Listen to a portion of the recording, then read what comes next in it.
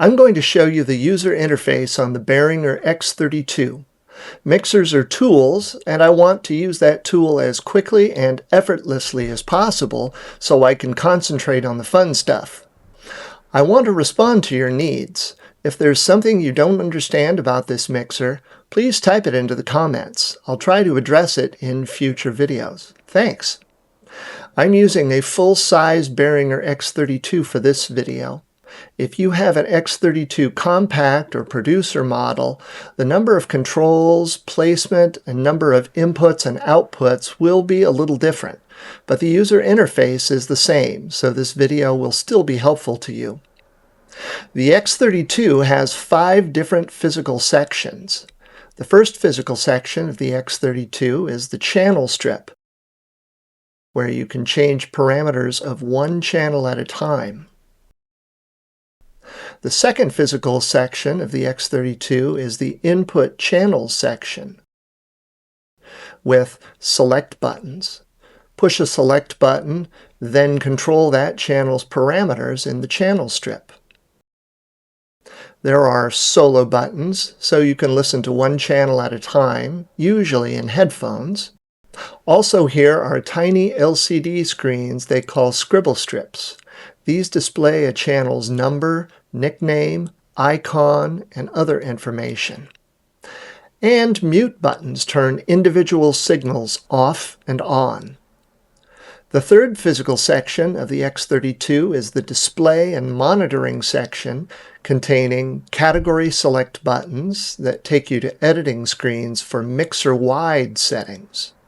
There are page select buttons used to scroll left and right through tabs on the screen, like old-time paper filing folders.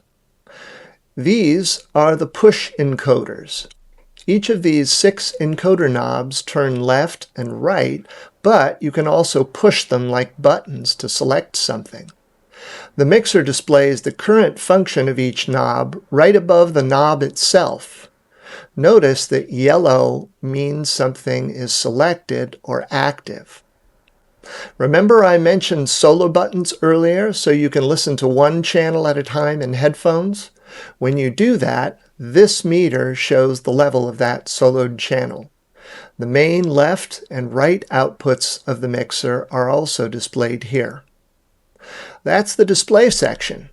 When you're actively mixing sound, you'll regularly listen to individual channels or submixes, usually through headphones, using the solo buttons.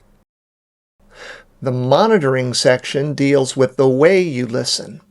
I'll deal with this more in a future video, but for now, just know that this is the headphone volume right here. By the way, there are 2 headphone jacks on the X-32, one on each side. They're recessed in the carrying handle of the mixer, right here. When you're mixing sound from the back of a room, or the stage is noisy, sometimes you need to talk to people on stage. That's what TalkBack is for. The X-32 has a built-in microphone right here. This is another thing to be dealt with in a future video. The fourth physical section of the X-32 controls groups, buses, and the main left, right, and center outputs. Outputs are the key here. This area controls outputs, where the input channels section controls inputs like microphones, keyboards, guitars, and music from your laptop. The fifth section of the mixer lets you select and edit scenes, custom assignment buttons, and mute groups. A scene can be thought of as a snapshot of the mixer settings that can be saved internally or on a USB thumb drive.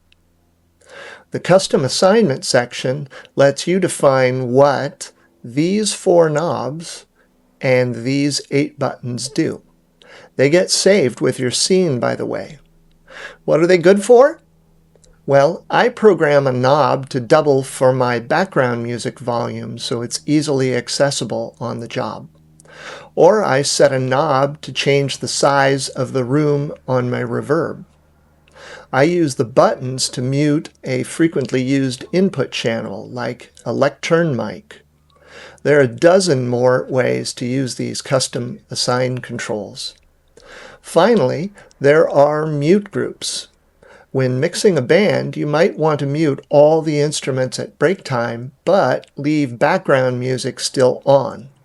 Or mute a guest's mic and instrument until she comes on stage. You can easily program these 6 buttons to mute sets of channels, so you don't have to manually press a whole bunch of mute buttons when the band comes back from break. So there you have the physical layout of the entire mixer. 5 different areas of the mixer for 5 different jobs. To set up or change one channel, press a select button, then edit parameters like gain, equalization, compression, and gate in the channel strip section. Use the category select buttons to take you to editing screens for mixer-wide settings. Plug your headphones in here. Turn up the headphone volume here. Turn up the main gas here. I want these videos to be helpful to you. Be nice, but let me know how I can make these better for you. Have fun!